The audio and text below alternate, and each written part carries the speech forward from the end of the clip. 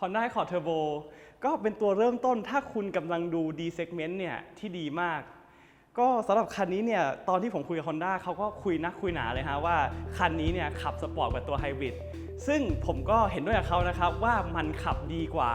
แต่ว่ามันจะเป็นคนละประเด็นกับ Honda เขาบอกซึ่งผมคิดว่าประเด็นที่ผมได้มาเนี่ยคุณก็น่าจะสนใจเหมือนกัน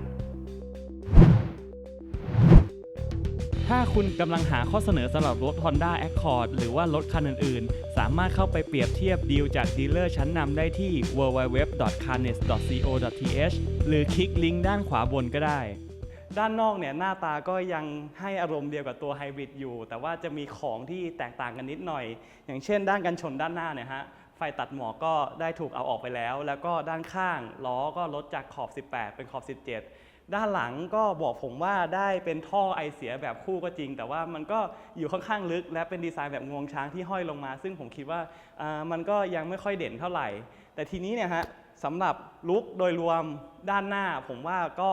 เป็นลุคที่เอนไปทางสปอร์ตแต่ว่ายังไม่ทิ้งความเป็นผู้ใหญ่ออกไปยังไม่ทิ้งความภูมิฐานออกไป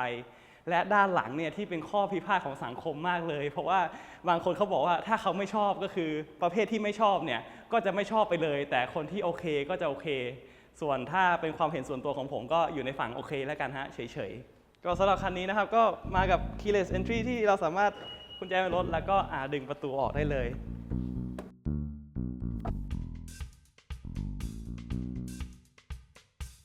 ภายในของ Accord Turbo นะครับก็ใน Accord ทุกตัวเนี่ยก็คือเราชอบมากเพราะว่าเขาออกแบบได้ดูทันสมัยที่มันดูทันสมัยเนี่ยเพราะว่าจอด้านหน้าเนี่ยเต็มเปี่ยมแน่นอนทั้งตัว7นิ้วที่อยู่ในหน้าปัดแล้วก็ตัว8นิ้วที่อยู่ตรงกลางนะฮะส่วนวัสดุต่างๆเนี่ย Honda เขาก็ทำได้ดีนะครับผมก็ตรงนี้ก็เป็นลายไม้แล้วก็ทุกจุดสัมผัสเนี่ยก็จะเป็นหนัง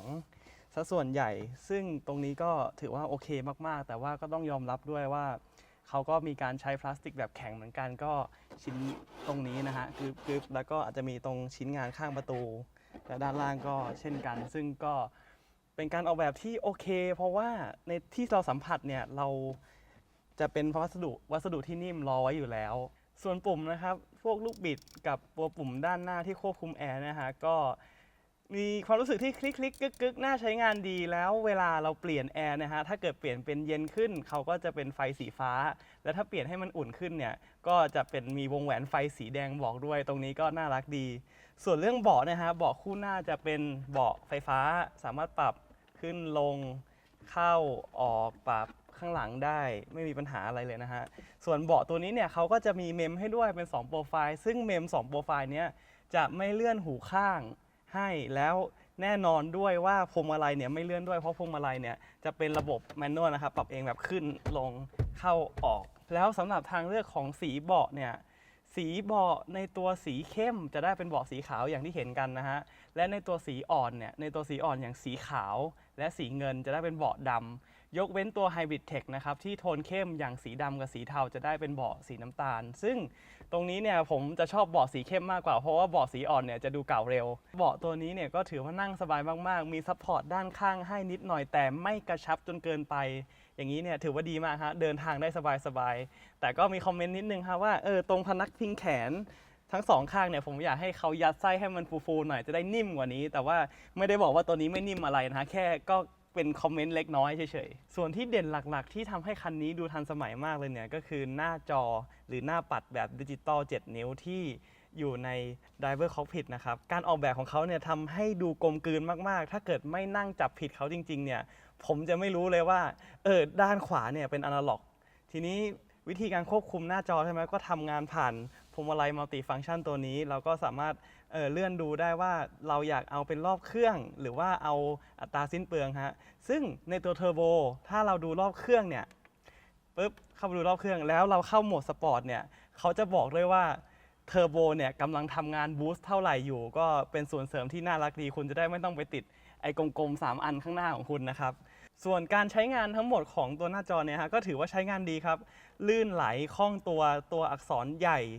ชัดเจนแสงจ้าพอแล้วก็ข้างหน้าเราก็เป็นกระจกไฟฟ้าเฉพาะคู่หน้าเท่านั้นไม่ใช่ทั้งคันนะฮะส่วนที่ทำได้ดีหลักๆอีกอย่างเลยเนี่ยฮะก็คือ Infotainment 8 นิ้วที่อยู่ด้านหน้าผมนะครับก็ จะต่างกับตัวไฮบริดยังไงคือทุกอย่างเนี่ยเหมือนกันหมดเลยยกเว้นในตัวเทอร์โบเขาจะไม่มีระบบ Navigator มาให้ซึ่งตรงนี้เนี่ยผมก็ไม่ได้คิดถึงระบบตัวนั้นมากครับเพราะว่าอะไรเพราะว่าทุกครั้งที่ผมใช้ระบบเนี่ยผมใช้ระบบ Google Map ในมือถือตลอดแล้วตัวนี้เนี่ยก็ยังมี Android Auto กับ Apple CarPlay ให้คุณใช้ด้วยเอาไว้ฉายมือถือเข้าไปข้างในนะฮะทีนี้เนี่ยตัวอื่นๆวิธีการใช้งานก็ดีมากๆนะครับลื่นไหลเหมือนสมาร์ทโฟนเจนใหม่ๆไอคอนใหญ่มีภาษาไทยส่วนเรื่องฟังก์ชันในนี้ที่จำเป็นก็ยังเหลือครบครับก็คือมีโทรศัพท์มีบลูทูธมีการตั้งค่าในตัวรถต่างๆแต่ว่าที่จะต่างกับตัวไฮบริดเนี่ยกับตัวเทอร์โบเนี่ยตัวเทอร์โบจะได้เป็นชุดเครื่องเสียง8สปีกเกอร์ตัวไฮบริดเนี่ยจะได้เป็น10สปีกเกอร์ซึ่งเอาจริงๆผมลองใช้ทั้งคู่แล้วผมไม่รู้สึกแตกต่างกันขนาดนั้นแล้วคุณภาพเสียงเนี่ยก็เป็นคล้ายๆกันเลยฮะอาการเดียวกันคาแรคเตอร์เดียวกันก็คือในย่านต่ำกับย่านกลางเนี่ยเขาทำได้ดีมากแต่ในย่านสูงเนี่ยก็อาจจะไม่ค่อยคมเท่าไหร่ซึ่งถ้าคุณเป็นคนที่ฟัง EDM อะไรอย่างเงี้ยคุณจะชอบมากๆแต่ว่าถ้าคุณเป็นสายคลาสสิกเนี่ยก็อาจจะไม่ค่อยชอบเท่าไหร่ส่วนพื้นที่ใช้สอยและของใช้ข้างในนะฮะก็โอเคนะครับสำหรับตัวเริ่มต้นข้างในนี้เรามี USB 1 ช่องมี power outlet 12 โวลต์และช่องตรงนี้ครับตรงกลางถ้าเป็นรุ่นพี่ไฮบริดของเขาจะได้เป็น wireless charger มาด้วยตอนนี้เราก็เป็นถาดเก็บของธรรมดาผมใส่มือถือเครื่องใหญ่ได้เครื่องหนึ่งตรงกลางนะครับเราก็มีที่วางแก้ว2ช่องมาพร้อมเขี้ยวล็อกใหญ่มากๆทีนี้ที่พักแขนฮะไฮไลท์เลยคือเขามีช่องแบ่งของมาให้ด้วยอันนึงไว้ใส่เศษเหรียญใช่ไหมฮะแล้วทีนี้เนี่ยตรงกลางนี้ก็คือใหญ่แล้วก็ลึกมากๆก็เอาเลไป1ถุงครับแล้วก็เอาเลไปอีกถุงครับแล้วก็เอาข้าวสารไปอีกถุงครับทีนี้ตรงกลางกระเป๋าเอกสารก็สามารถใส่ได้ทุกอย่างเหมือนกันฮะก็ใหญ่เหลือเฟือเอกสารกรมธรรม์ประกันเรียบร้อยหมดแน่นอนด้านขวามือของผมเนี่ยข้างประตูเนี่ยก็ใส่เมื่อกี้ลองใส่ขวดลิตรแล้วก็ใส่ไม่ได้แต่ถ้าใส่เป็นขวดมิลลิลิตรเนี่ยก็ต้องยัดนิดนึงเรียกว่าข้างประตูเนี่ยก็ค่อนข้างจำกัดมาดูตรงกลางว่ามีอะไรให้ใช้บ้างก็จะมีโหมดอีโคโหมดสปอร์ตมีเบรกโฮให้ด้วยและเบรกมือก็เป็นเบรกมือไฟฟ้าเรียบร้อยแล้วส่วนที่อื่นๆเนี่ยเราก็มีที่ปัดน้ำฝนออโต้นะครับไฟเปิดปิดออโต้แล้วก็ด้านล่างนี้เรามีปุ่มปิด traction control ด้วยที่มือผมก็จะมีพวก cruise control เป็น cruise control ธรรมดาก็ที่เหลือก็จะเป็นปุ่มปรับลดเสียงปุ่มรับเข้าสายโทรออกอะไรเงี้ยตามพวงมาลัยฟังก์ชันเลยครับโอเคครับเข้ามานั่งด้านท้ายก็กว้างใหญ่ไพศาลสำหรับ Accord นะฮะทีนี้พื้นที่เนี่ยเข่านีรูมเหลือเฟื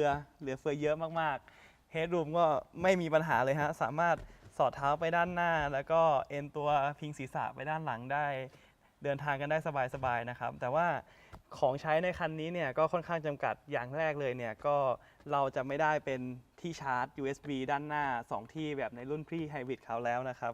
แล้วก็พื้นที่เก็บของเนี่ยพื้นที่เก็บของด้านข้างประตูนะฮะก็ค่อนข้างจำกัดขวดลิตรใส่ไม่ได้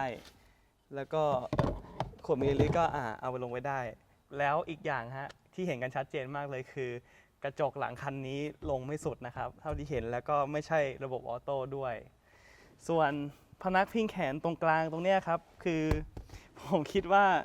ก็ผมจะชอบรถที่เขามีคานค้ำยันให้มันลอยๆอยู่อย่างเงี้ยฮะมันจะได้เท้าแขนพอดีองศานะครับแต่เวลามันวางเทไป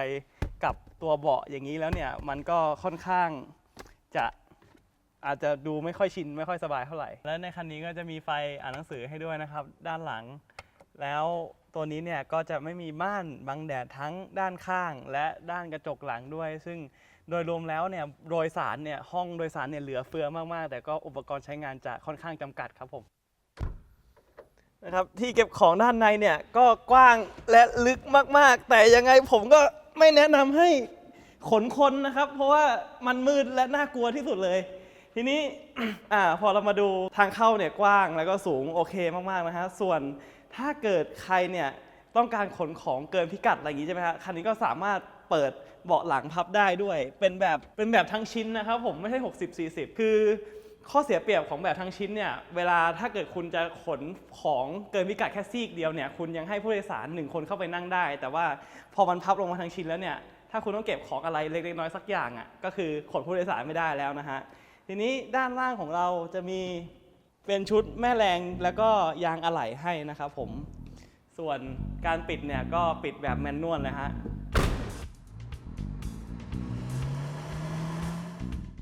พื่อไม่ให้เป็นการยืดเยื้อที่จะตอบคำถามตอนต้นว่ามันขับดีกว่า Accord Hybrid ตรงไหนคือ Honda Accord Turbo เนี่ยทำช่วงล่างออกมาให้ซับแรงกระแทกได้ดีกว่า Accord Hybrid นะฮะก็ถ้าตอนนี้เนี่ยผมต้องเอารถคันนี้รถ Accord เนี่ยไปถนนที่ครุขระถนนที่หยาบหรือถนนที่สร้างไม่เสร็จเนี่ยอันนี้ผมไม่กลัวแล้วฮะผมเอาไว้ได้สบายใจมาก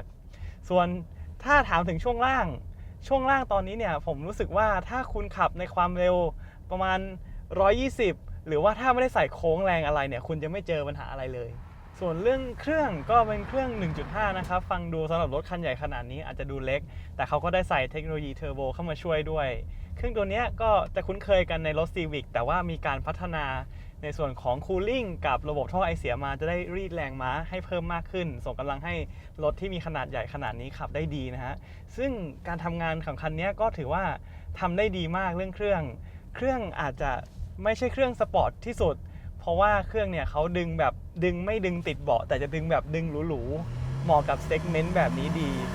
ส่วนอัตราสิ้นเปลืองเนี่ยก็คงเป็นเรื่องที่ไม่น่ารักเท่าไหร่ผมเฉลี่ยในเมืองนอกเมืองเนี่ยได้10ต้นนะครับผมส่วนฟิลของพวงมาลัยก็ถือว่าทำได้เบาสบายนะครับถ้าเกิดว่าหนักไปเนี่ยคุณผู้หญิงอาจจะไม่ชอบหรือถ้าเบาไปเนี่ยรถมันอาจจะดูวิวตรงนี้เนี่ยกำลังดีเลยเรื่องแป้นเบรกผมรู้สึกว่าเบรกเขาอาจจะควรจะทำได้ดีกว่านี้นิดนึงแต่ก็ไม่ได้รู้สึกไม่ปลอดภัยอะไรเกียร์เนี่ยที่เราได้เป็นเกียร์ CVT ซึ่ง Honda เนี่ยเขาก็พยายามใช้ Paddle Shift เข้ามาช่วยด้วยทำให้ฟีลมันคล้ายออโต้มากขึ้นแต่ก็ต้องบอกอย่างหนึ่งฮะเพราะว่าผมคิดว่ายังไงก็ยังสู้ออโต้ไม่ได้เพราะว่าเนี่ยครับเวลาผมเปลี่ยนนะฮะมันก็ค่อยๆหารอบเครื่องที่เหมาะสมให้ไม่ได้เปลี่ยนปุ๊บสับปั๊บแบบเกียร์ออโต้เลยสำหรับเรื่องทัศนวิสัยนะครับด้านหน้าเนี่ยก็แน่นอนอยู่แล้วเป็นรถใหญ่แต่ก็เดี๋ยวก็เคยชินในเรื่องของมุมมองนะครับด้านข้างหูข้างเนี่ยเราก็จะมี Honda Lane Watch เข้ามาช่วยด้วยส่วนถ้าใครอยากฟังเรื่อง Lane Watch แบบละเอียดเนี่ยแนะนำไปดูที่วิดีโอตัวไฮบริดของเรานะฮะแต่เวลาพอเขาใส่ Lane Watch เข้ามาในหูข้างแล้วเนี่ยทำให้กระจกข้างสองข้างนี้โซ่ทรงไม่เท่ากันแต่ว่าผมมองว่าก็ไม่ใช่ปัญหาอะไรส่วนมองไปด้านหลังก็มีกระจกบานใหญ่โอเคไม่ได้มีปัญหาครับและเพื่อช่วยทัศนวิสัยเขาก็ได้ใส่กล้องถอยหลังให้ด้วยแต่คันนี้เนี่ยเราจะไม่ได้เป็นเซ็นเซอร์รอบคันนะครับถ้าคุณกำลังเปรียบเทียบกับตัวไฮบริดอยู่เรามีวิดีโอรอไว้แล้วนะครับและถ้าคุณไปเทียบกับ Camry ต่อเนี่ยแนะนำให้รอดูวิดีโอต่อไปแต่สำหรับรถคันนี้เนี่ยผมมองว่าถ้าคุณไม่ต้องการออปชันการขับขี่อะไรมันก็เป็นรถที่ขับสบายสมรรถนะเหมาะสมและภายในก็น่าใช้งานนะฮะเพราะฉะนั้นถ้าคุณกำลังเพ่งเล็ง Honda Accord Turbo อยู่เนี่ยคุณจะไม่ผิดหวังอย่างแน่นอนแต่ในใจผมนะฮะผมชอบขับคันนี้มากและอยากให้เขามี Honda Sensing เนี่ยเข้ามาช่วยด้วยมันจะเป็นอะไรที่ลงตัวมากๆสำหรับวันนี้ขอบคุณครับขอขอบคุณการสนับสนุนรถยนต์จาก Honda Automobile ประเทศไทยสำหรับการเปรียบเทียบข้อเสนอจากดีลเลอร์ชั้นนำแนะนำให้เข้าไปที่ www.carnes.co.th ส่วนวิดีโอนี้ถ้าชอบกดไลค์เป็นกำลังใจให้ด้วยนะครับถ้าไม่ชอบยังไงคอมเมนต์บอกเราได้ด้านล่างและอย่าลืม subscribe เพื่อดูวิดีโอรีวิวรถทุกอาทิตย์นะครับ